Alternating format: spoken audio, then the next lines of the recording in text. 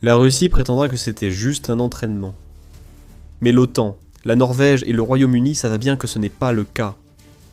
Des bombardiers nucléaires russes ont été aperçus survolant les eaux internationales et beaucoup trop près du territoire britannique. C'était une menace, aussi claire que le jour. Mais l'OTAN n'allait pas laisser passer ça. La Norvège a déployé ses F-35 pour faire savoir à l'équipage des bombardiers russes que s'ils tentaient quoi que ce soit de stupide, ils seraient abattus. C'était un face-à-face dans l'espace aérien de l'OTAN, aux implications potentiellement déterminantes pour l'Europe. Le 23 juin, la nouvelle est tombée que l'OTAN avait réagi à un petit groupe d'appareils russes, qui volaient dangereusement près de l'espace aérien de l'OTAN. Un Tu-160 russe, qui est un bombardier capable de transporter des armes nucléaires, et le plus grand et le plus puissant de la flotte russe, faisait partie du groupe. Il était escorté par des chasseurs MiG-31, alors qu'il participait à un vol de 16 heures, à travers l'espace aérien international. D'après cette description, vous pourriez penser que la Russie ne faisait pas grand-chose de mal. L'espace aérien international est accessible à tous, non? L'essentiel est que la Russie a soigneusement choisi où envoyer ses bombardiers nucléaires. Lors des exercices nucléaires, des avions russes ont survolé les mers de Barents et de Norvège, s'approchant à quelques kilomètres au nord des îles Shetland, au Royaume-Uni. Ce n'était pas un exercice basique. La Russie aurait pu agir ainsi dans son espace aérien.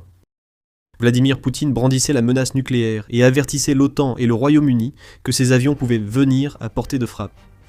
Le Tu-160 a effectué des exercices de ravitaillement en vol, alors qu'il volait bien trop près du territoire de l'OTAN pour être rassurant. Et nous savons exactement ce qu'il faisait pour une raison simple. La Norvège a réagi en envoyant des F-35 pour observer et intercepter les avions russes, s'ils dépassaient les limites. Dans son rapport sur la manœuvre audacieuse de la Russie, Newsweek a indiqué que la Norvège avait envoyé 2 chasseurs OTAN avancés pour surveiller de près les avions russes. La Russie a reconnu la réaction. À certains moments du trajet, des chasseurs étrangers ont escorté les bombardiers stratégiques, selon le Kremlin. Sans plus de détails, c'est la méthode de la Russie.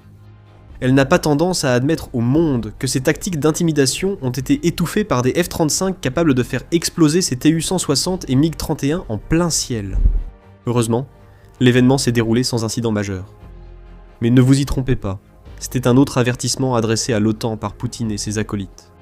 Une tactique d'intimidation, alors que des bombardiers capables de transporter des armes nucléaires contournaient le territoire de l'OTAN, effectuant des exercices qui auraient pu être réalisés ailleurs. Poutine voulait que l'OTAN voie le Tu-160. Il voulait que le Royaume-Uni et la Norvège soient obligés de réagir. C'était un test, mais la Russie voulait surtout voir la réaction de l'OTAN plus qu'un simple ravitaillement. La Russie a obtenu sa réponse par la Norvège, et elle aurait dû s'y attendre. L'OTAN a pu envoyer des avions de chasse pour faire face à la menace russe aussi rapidement parce que la Norvège se prépare à ce genre de situation depuis longtemps. Le déploiement des F-35 a été effectué via le programme d'alerte de réaction rapide de la Norvège, qui a été mis en place pour garantir qu'Oslo puisse toujours faire décoller au moins 2 des 50 F-35, afin de répondre à une menace à tout moment. Ces chasseurs à réaction sont stationnés à la base aérienne d'Avenus, au nord de la Norvège, surplombant la mer de Norvège et la mer de Barents.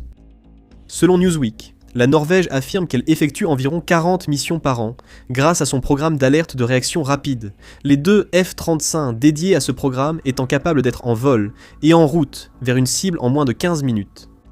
Les F-35 sont utilisés parce qu'il s'agit d'avions de chasse de 5e génération, actuellement les plus sophistiqués que n'importe quel pays puisse avoir dans son arsenal. En d'autres termes, ces avions sont destinés à envoyer un message directement à Poutine chaque fois qu'il tente d'utiliser ces tactiques d'intimidation près des eaux de l'OTAN.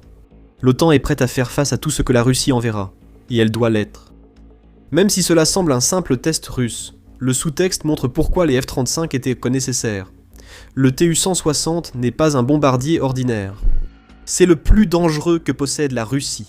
Et il a été envoyé pour des essais à peu près au même moment où un certain membre éminent du cabinet parlementaire de Poutine plaidait pour l'utilisation d'armes nucléaires. Commençons par le bombardier. Le Tu-160 n'est peut-être pas le bombardier le plus avancé au monde. Il ne possède pas les mêmes capacités de furtivité que le B-2 Spirit ou le B-21 Raider fabriqué aux États-Unis. Le bombardier se distingue par sa taille, sa vitesse et ses armes redoutables contre l'ennemi. Si l'on utilise ces critères plus traditionnels, on pourrait soutenir que le Tu-160, dont le nom de code est Blackjack selon l'OTAN, est le bombardier le plus terrifiant au monde. C'est peut-être un avion de l'époque de la guerre froide, mais cela ne change rien au fait que les moteurs du Tu-160 génèrent suffisamment de poussée pour propulser ce gigantesque avion de guerre à des vitesses dépassant Mach 2, ce qu'aucun autre bombardier au monde ne peut égaler. Cette vitesse peut être atteinte, alors que le bombardier transporte près de 45 000 kg d'armement, ce qui peut inclure des missiles de croisière, des bombes conventionnelles et, ce qui est le plus inquiétant, des armes nucléaires. Cette puissance brute explique pourquoi ce sont des F-35 qui ont été envoyés pour surveiller le Tu-160 plutôt que n'importe quel autre avion de l'arsenal collectif de l'OTAN. Si nécessaire, le F-35 possède les capacités de furtivité requises pour s'approcher discrètement d'un Tu-160 et le détruire en plein vol.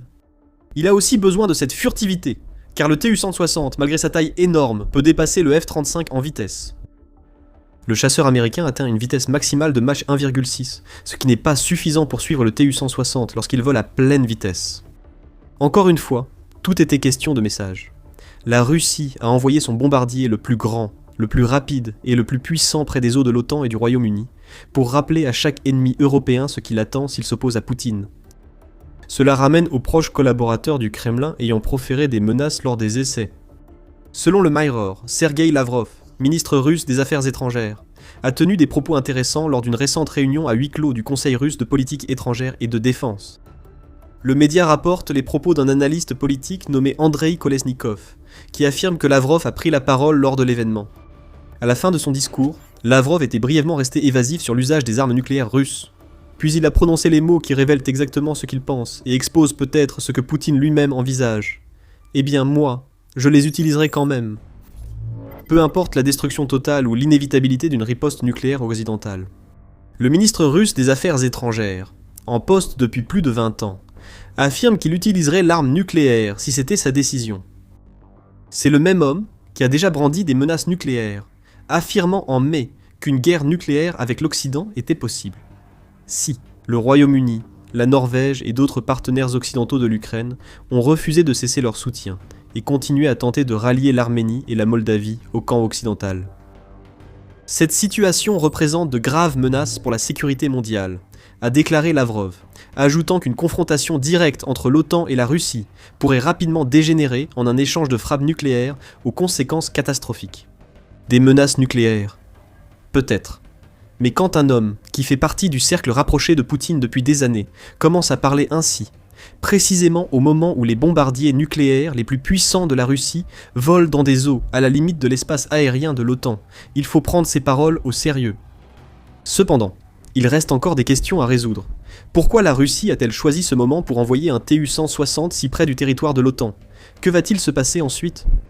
Nous répondrons bientôt à ces questions. Mais d'abord, rappel, vous regardez The Military Show. Si vous n'êtes pas encore abonné, c'est le moment d'appuyer sur le bouton. Alors, les intentions de la Russie. Il se pourrait bien que tout cela ne soit qu'un simple bruit de sabre nucléaire, du genre que nous avons déjà vu la Russie faire à de nombreuses reprises. Selon l'Atlantic Council, la Russie multiplie les menaces nucléaires, qui témoignent plus de faiblesse que d'autres choses. Le sabre s'agite à chaque crise en Russie. Cela pourrait illustrer comment les drones longue portée ukrainiens détruisent les défenses aériennes russes sur leur territoire. L'Ukraine a lancé l'une de ses plus grandes attaques de drones contre la Russie, Moscou étant une cible clé, seulement quelques jours avant que le Tu-60 ne soit repéré. Ce n'est sans doute pas un hasard. Poutine veut montrer à l'Occident que la Russie peut aller plus loin si elle le souhaite. Gardez à l'esprit qu'en mai, la Russie et la Biélorussie se sont également associées pour des exercices au cours desquels les deux nations ont pratiqué le lancement d'armes nucléaires sur le territoire biélorusse. La Biélorussie, voisine de l'Ukraine et proche d'autres pays européens, permet à Poutine d'affirmer que la Russie détient des armes nucléaires et que son armée sait les utiliser. Mais nous avons déjà vu ce genre de choses auparavant, qu'il s'agisse de signer de nouvelles doctrines nucléaires pour abaisser le seuil d'utilisation de l'arme nucléaire ou de présenter fièrement de nouveaux missiles capables de porter des ogives nucléaires, Poutine adore son agressivité atomique, mais il n'est jamais allé jusqu'au bout. Pourtant cette fois, cela semble différent. Un Tu-160 volant aussi près du territoire de l'OTAN, ce n'est pas Poutine qui se vante d'un nouveau missile ou qui effectue des tests sur un territoire allié. C'est sans doute sa plus grande menace envers l'Europe depuis le début de l'invasion. Hamish de Breton Gordon, ex-officier de l'armée britannique, explique au Sun que la Russie mène souvent ce type d'exercice militaire, mais envoyer des bombardiers au nord du Royaume-Uni est plus provocateur. Cela comporte un aspect de propagande. La Russie tente, comme toujours, de présenter l'OTAN comme un agresseur expansionniste.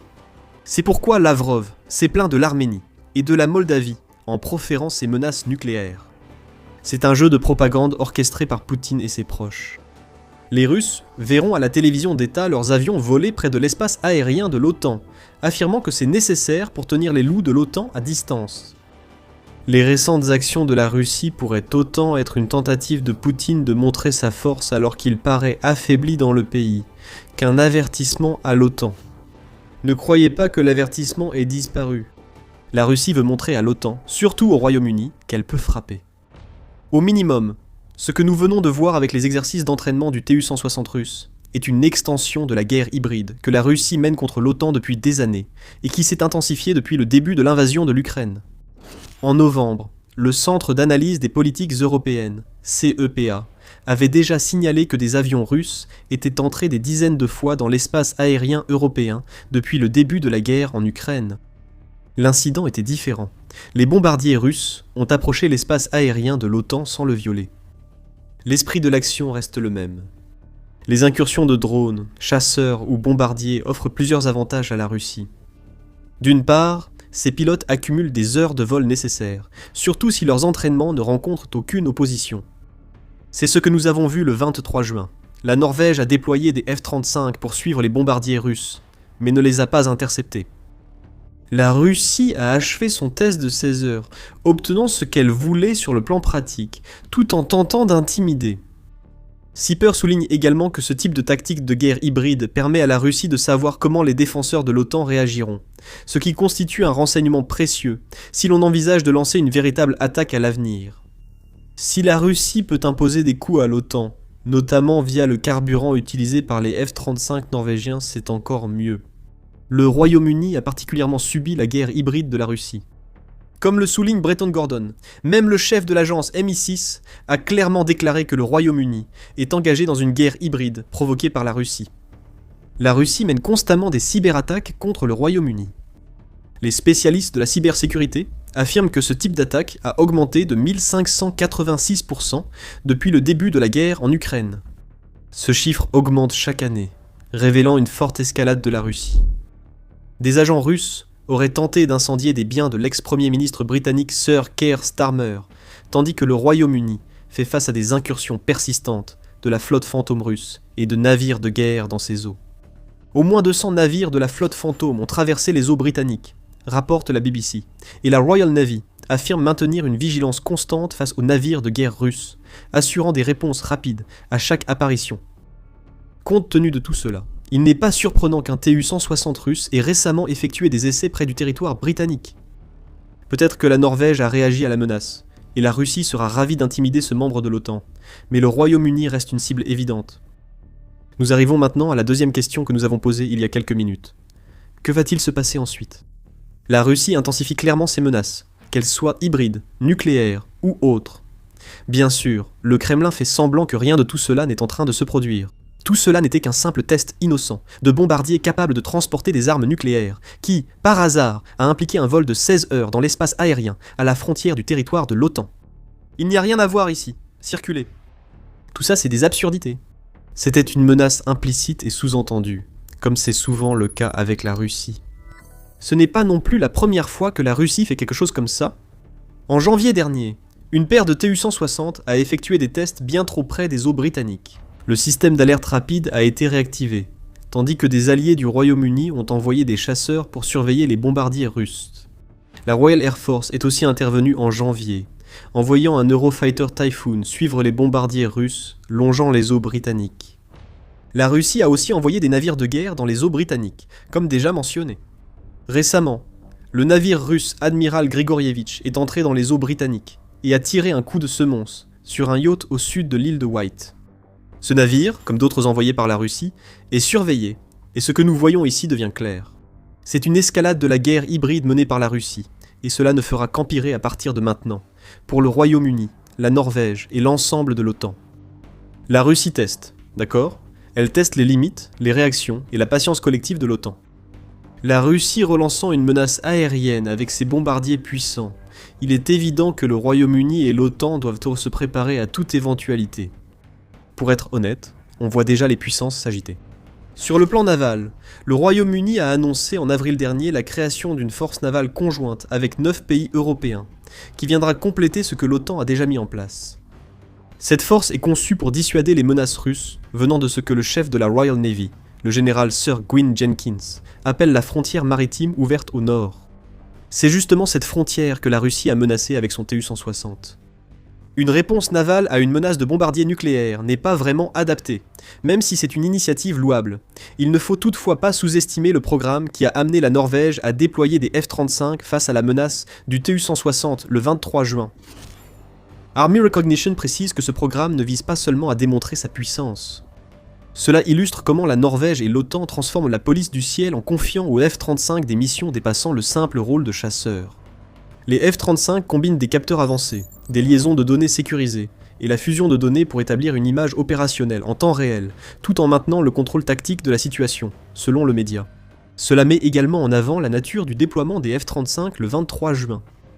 L'un des chasseurs de la Norvège a volé directement entre le Tu-160 et l'un de ses MiG-31 d'escorte, ce qui est un événement rare qui va bien au-delà d'un simple passage visuel. Il n'était pas nécessaire de forcer une confrontation, ni d'intervenir directement. Il suffisait de renvoyer un message à Poutine.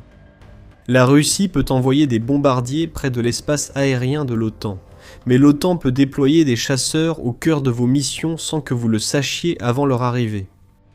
Combiné à d'autres plateformes aériennes plus anciennes en périphérie, le F-35 peut constituer une nouvelle approche de la police du ciel, offrant une projection de force à plusieurs niveaux, bien supérieure aux capacités russes. Néanmoins, il est impossible de nier ce que nous venons de voir de la part de la Russie. C'est un signal nucléaire, aussi clair que le jour. Qu'il s'agisse de menaces ou de signes de pire chose, il faut agir davantage pour montrer à Poutine qu'il ne peut pas s'en tirer ainsi. La Russie applique sa doctrine classique d'escalade pour désescalader, la désescalade dans ce cas étant le désir de pousser l'Occident à retirer son soutien à l'Ukraine et à empêcher l'expansion de l'OTAN. La solution sera sans doute d'investir plus, surtout dans les capacités de frappe de précision et les technologies aériennes avancées, pour prouver à Poutine que la dissuasion de l'OTAN surpasse tout ce que la Russie peut opposer. Des F-35 interceptant un Tu-160 envoient un message clair. Alors que des responsables de pays de l'OTAN alertent sur un risque d'attaque russe contre un allié de l'OTAN avant la fin de la décennie, l'Europe doit concrétiser son rôle dans la dissuasion nucléaire. Si la Russie va nous mettre à l'épreuve, la réponse de l'OTAN doit être de relever cette épreuve si nettement que Vladimir Poutine n'aura plus envie de recommencer. Et à travers tout cela, soutenir l'Ukraine, alors qu'elle continue d'être la ligne de front de l'OTAN, malgré le fait qu'elle n'en soit pas membre, est essentiel. L'OTAN se débrouille bien ici. Il y a quelques semaines, elle a commencé à préparer son plus gros engagement financier envers l'Ukraine. Regardez notre vidéo pour comprendre cet engagement et son impact sur l'avenir de l'Ukraine. Et si vous avez apprécié cette vidéo, n'oubliez pas de vous abonner à The Military Show pour voir plus de nos analyses sur les stratégies de la Russie et les réponses collectives de l'OTAN. Et merci de nous avoir regardés.